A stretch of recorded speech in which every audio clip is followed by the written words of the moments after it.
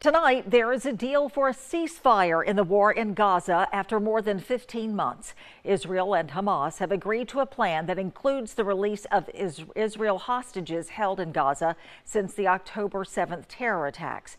The first phase of the deal is set to begin Sunday, with Hamas releasing several of the nearly 100 hostages it still holds. Over the course of a 6-week ceasefire, 33 hostages, including Americans, will be released in exchange for hundreds of Palestinian prisoners. The war has impacted families across the world and here on the Gulf Coast. WKRG News 5's Haley Kennedy is joining us now in the studio.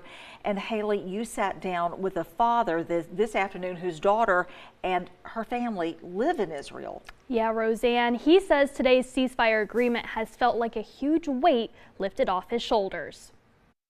For the past 15 months, families across Israel have been woken up in the night by this, including Larry Voigt's daughter and her family. They've had to go to a safe room, and these are young children here that have had to deal with this. Voigt's daughter moved to Israel after college, and shortly after, she met her husband and got married.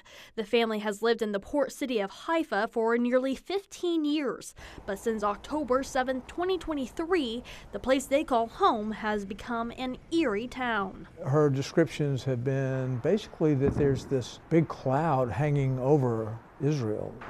This is an existential problem for Israel, having this terrorist group on their border with the ability to kidnap, abduct, and terrorize Israelis. However, on Wednesday, Israel and Hamas reached a ceasefire and hostage release agreement, which will halt over a year of fighting in the Gaza Strip. We're finally seeing an onset of peace.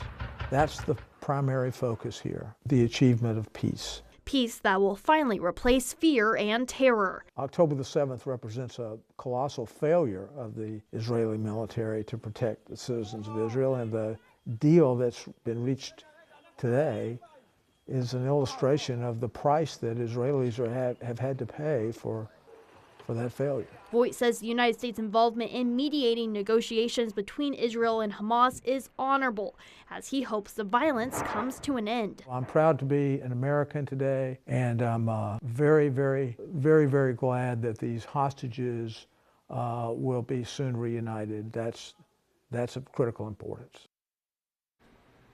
Voight tells me despite everything, Haifa is his daughter's home, and she does not plan to abandon it. In the studio, Haley Kennedy, WKRG News 5.